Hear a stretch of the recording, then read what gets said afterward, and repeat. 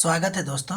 Study for UPSC में हम लोग टॉपिक वाइज करंट अफेयर पढ़ रहे थे और फरवरी और मार्च में फरवरी का ख़त्म करके मार्च में चल रहे थे हम लोग, और मार्च का आज पार्ट 2 है। ठीक है, साइंस एंड टेक में देखिए, तो कुछ जो स्पेस टेलीस्कोप है या स्पेस ऑब्जर्वेटरी था, ये आपको चर्चा में है। जैसे चर्चा में क्यों था, तो देखिए, यूक्लिड स्पेस टेलीस्कोप जो है उसने आकाशगंगा, एक नाम है जिसका नाम है NGC 6505 में एक नया आइंस्टीन रिंग खोजा था। ठीक है, इसीलिए ये जो स्पेस टेलीस्कोप है ना, वो ज़्यादा चर्चाएं में थी। तो फिलहाल के लिए इम्पोर्टेंट तो आइंस्टीन रिंग है, लेकिन इसको हम बाद में पढ़ेंगे। पहले हम लोग कुछ इम्पोर्टेंट स्पेस टेलीस्कोप पढ़ लेते हैं। ठीक, देखिए, तो पहला यूक्लिड अभी पढ़ें, क्योंकि यूक्लिड नहीं खोजा है इसको। तो ध्यान दीजिए कि पहली बात कि यूक्लिड जो है ना टेलीस्कोप, वो यूरोपीय अंतरिक्ष एजेंसी का है, जिसको लॉन्च किया गया था 2023 में। ठीक है, और ये जो काम करता है ना, वो डार्क मैटर और डार्क एनर्जी को समझने का काम करता है, और साथ ही साथ यूनिवर्स का 3D मैप बनाने का प्रयास भी करता है। ध्यान दीजिए, इसमें यह भी इम्पोर्टेंट है कि डार्क मैटर और डार्क एनर्जी क्या होता है, इसको हम भली भांति पढ़ाएंगे। साइंस एंड टेक में हमने इस सब का नोट बना के रखा हुआ है। ठीक है, देखिए, ये जो यूक्लिड है वो जो आपको काम करता है, वो विजिबल और नियर इंफ्रारेड रे का इस्तेमाल करके ये आपको काम करता है। ठीक है, अगर इसके पोजीशन की बात कीजिएगा कि ये कहाँ है, तो ये आपको लैग्रेंज पॉइंट 2 पे इसको रखा गया है। देखिए, यहाँ पे 3-4 चीज़ आपको लग रहा होगा कि हमको जानना चाहिए। एक तो डार्क मैटर और डार्क एनर्जी, इसके अलावा लैग्रेंज पॉइंट क्या होता है, इसके अलावा आइंस्टीन रिंग क्या होता है, सबका चर्चा करेंगे, लेकिन धीरे धीरे। ठीक है, अगला नंबर जो आपको टेलीस्कोप जानना चाहिए आपको, वो है जेम्स वेब। ठीक है, ये भी टेलीस्कोप है। ध्यान दीजिएगा, ये नासा, यूरोपियन अंतरिक्ष एजेंसी और कनाडियन अंतरिक्ष एजेंसी, दो मतलब तीनों का सम्मिलित प्रयास से इसको 2021 में लॉन्च किया गया था। यानी कि ये तीनों का सम्मिलित प्रयास से बना है। ध्यान दीजिएगा, ये जो जेम्स वेब है ना, वो इंफ्रारेड का इस्तेमाल करता है देखने के लिए। ठीक है, इसका काम क्या है, तो ध्यान दीजिए, इसका काम है शुरुआती ब्रह्मांड को, यानी कि इनिशियल में जो इनिशियल यूनिवर्स के बारे में पता करना, तारा और ग्रह के निर्माण की प्रक्रिया के बारे में देखना, और साथ ही साथ आपको एक्जो प्लैनेट यानी कोई बाह्य प्लैनेट पे एटमॉस्फेयर है या नहीं, मतलब कि एटमॉस्फेयर में लाइफ है या नहीं, इसको ढूंढना। ठीक है, और एक इसको जो आपको रखा गया है वो आपको L2 यानी कि फिर से वही लैग्रेंज पॉइंट 2 पे रखा गया है। तो आपके लिए ये भी अब हो जाएगा कि ये है क्या, इसको भी हम लोग पढ़ेंगे। हालांकि जब हमारे यहाँ से आपको भेजा गया था सोलर सिस्टम, मतलब कि क्या कहते हैं उसको, आदित्य 1 जो हमारे अपने यहाँ से भेजा गया था, तो उस समय भी आपको लैग्रेंज पॉइंट 1 और 2 का चर्चा आया था। ठीक है, तो लगभग 4 या 5 लैग्रेंज पॉइंट होता है, उसके बारे में हम लोग इसका अध्ययन करेंगे। ठीक है, तो ये सब बात ध्यान रखिएगा। इसके अलावा अगला जो इम्पोर्टेंट आपका टेलीस्कोप चर्चा में है, उसका नाम है या फिर इम्पोर्टेंट है, वो है आपको हब्बल टेलीस्कोप। ध्यान दीजिएगा, ये आपको 1990 में लॉन्च किया गया था नासा और यूरोपीय अंतरिक्ष एजेंसी से। ये जो है आपको विजुअल रे यानी कि जो हम लोग के आंख से दिखाई देता है, इसके अलावा UV और IR यानी कि इंफ्रारेड, तीनों का इस्तेमाल करके देखने का काम करता है।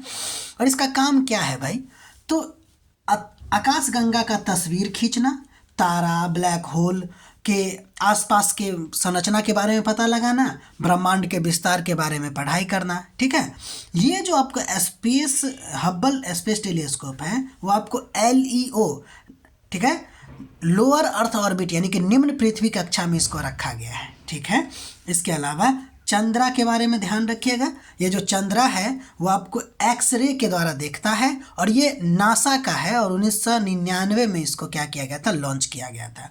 ठीक है, इसका काम क्या है, तो इसका काम है आपको ब्लैक होल के बारे में जानना, इसके अलावा न्यूट्रॉन स्टार के बारे में जानना, सुपरनोवा एक्सप्लोजन क्या होता है उसके बारे में पता लगाना। अगर आप नया स्टूडेंट है ना, तो ये सब आपके लिए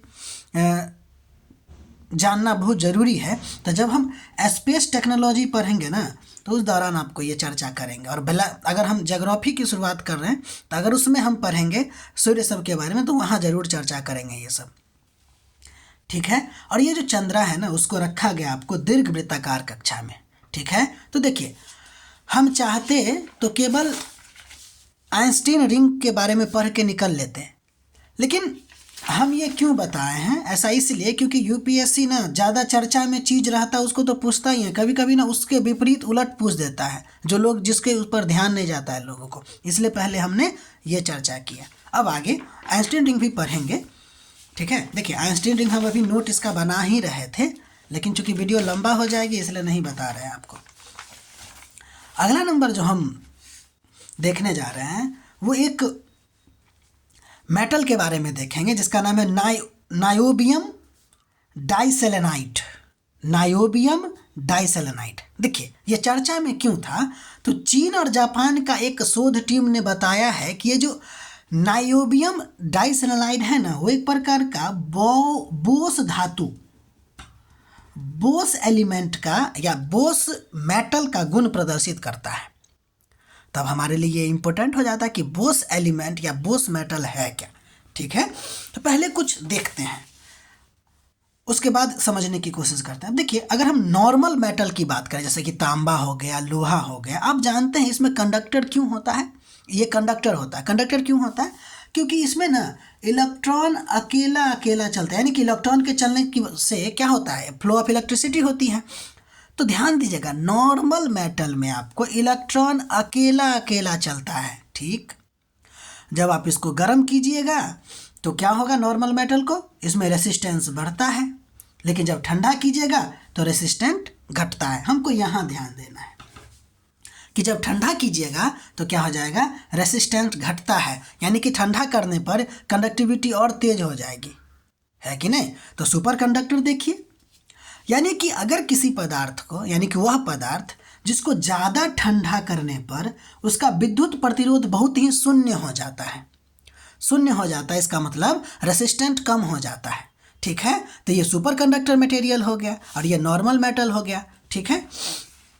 अच्छा विद्युत प्रतिरोध शून्य क्यों हो जाता है, आप देखिए नॉर्मल मेटल में इलेक्ट्रॉन अकेले अकेले चलता है, लेकिन जब ये सुपर कंडक्टर बनता है ना तो इलेक्ट्रॉन जोड़ा में चलने लगता है, इलेक्ट्रॉन जो है वो पेयर में चलने लगता है, ठीक है। पेयर में चलने की वजह से टकराव नहीं होता, और जब टकराव नहीं होगा तो रेसिस्टिविटी यानी कि रेसिस्टेंट नहीं होगा, इसलिए ये सुपर कंडक्टर की भांति यानी कि ये बढ़िया से इलेक्ट्रिसिटी का फ्लो करता है, कोई दिक्कत। अब देखिए बोस मेटल क्या है, मान लीजिए कि किसी मेटल को या फिर किसी भी मटेरियल को हम ठंडा करेंगे। अब देखिए ठंडा करने पर इलेक्ट्रॉन जोड़ा बनाता है, देखिए नॉर्मल मेटल में इलेक्ट्रॉन अकेले अकेले चलता है, लेकिन जब ठंडा करेंगे तो रेसिस्टिविटी क्यों घटेगी, क्योंकि इलेक्ट्रॉन पेयर बनाना शुरू कर देते हैं कुछ मटेरियल में, तो वो जो मटेरियल ऐसा करते हैं वो सुपर कंडक्टर हो जाते हैं, ठीक है ना। तो देखिए तो जैसे ही आपको इलेक्ट्रॉन जोड़ा बनाएगा तो सुपर कंडक्टर हो जाएगा। अब बोस मेटल को समझिए कि जब ठंडा करते हैं तो इलेक्ट्रॉन जोड़ी में तो आ जाता है, लेकिन होना ये चाहिए कि रेसिस्टिविटी उसका कम हो जाना चाहिए और वो सुपर कंडक्टर के भांति बिहेव करना चाहिए, लेकिन बोस मेटल ऐसा नहीं करता। इलेक्ट्रॉन जोड़ी में तो हो जाता है लेकिन पूरी तरह से जुड़ नहीं पाता, इसलिए वो सुपर कंडक्टर नहीं बनता, ये यूनिक है, ठीक। बिजली चलती रहे लेकिन फिर भी सुपर कंडक्टर नहीं बनता है, लेकिन बिजली चलती रहती है क्योंकि थोड़ा बहुत रेसिस्टेंट बना रहता है। अब देख रहे हैं दोनों परंपरागत कन्वेंशन रूल का कन्वेक्शन, ये जो पुराना रूल है ना उसका ये क्या है, तोड़ यहाँ पे प्रस्तुत करता है कौन, बोस मेटल, ठीक है। यानी कि भाई आप जो है ना ठंडा कर रहे मटेरियल को तो रेसिस्टिविटी घटना चाहिए, लेकिन यहाँ पे ठंडा करने के बावजूद भी रेसिस्टिविटी थोड़ा थोड़ा बना ही रहता है। इसको ठंडा करने पर इलेक्ट्रॉन जुड़ के मतलब सुपर कंडक्टर हो जाना चाहिए, लेकिन यहाँ पे सुपर कंडक्टर बन ही नहीं पा रहा, ठीक है। तो अब ये जो भाई साहब अपना है जिसका नाम है नायोबियम डाइसेलेनाइड, इसके बारे में देखते हैं। ये भी एक प्रकार का बोस मेटल है, ठीक है। तो वैज्ञानिकों ने सोचा क्या कि ऐसा करते हैं ना कि इसको पतला करते हैं, यानी कि 3D स्ट्रक्चर से 2D स्ट्रक्चर में आते हैं। ठीक है, मैथ में पढ़े होंगे, 3D से 2D में, यानी कि इसको पतला करते हैं। जैसे ग्राफीन के बारे में पढ़े हैं ना, वो क्या है, 2D स्ट्रक्चर होता है ना, तो उसी तरह 3D से इसको 2D बनाने का कोशिश किया। अब पुरानी बातें कहती क्या है कि इसकी चालकता कमज़ोर हो जाएगी और वह या तो इंसुलेटर बन जाएगा। लेकिन होता क्या है इसमें कि कंडक्टिविटी इसकी बनी ही रहती है। ठीक है ना, जो आपको हम पहले बताए हैं बोस मेटल में। ठीक, तो ये बात आप ध्यान रखिएगा। ठीक है, आपको अगर ये सिर्फ यही पूछ सकता है कि नायोबियम, ये जो नायोबियम डाइसेलेनाइड है वो किस प्रकार का मेटल है, तो बोस मेटल है जो 2D स्ट्रक्चर में भी कंडक्टिविटी को शो करता है। ठीक है, तो यहाँ तक रखिएगा। अगला दिन हम लोग आइंस्टीन रिंग के बारे में पढ़ेंगे। तो चूँकि आज वीडियो ज़्यादा लंबा हो जाएगा, ठीक है, इतना तक आप लोग नोट बनाइए। हमारा प्रयास अगर आपको अच्छा लग रहा है तो लाइक कीजिए, सब्सक्राइब कीजिए, शेयर कीजिए। और एक और बात भी है, पढ़ाई करते रहिए, क्योंकि अच्छा लगे ना लगे ये इम्पोर्टेंट चीज़ है, इसलिए पढ़िए। ठीक है, मिलते हैं हम लोग अगले वीडियो में।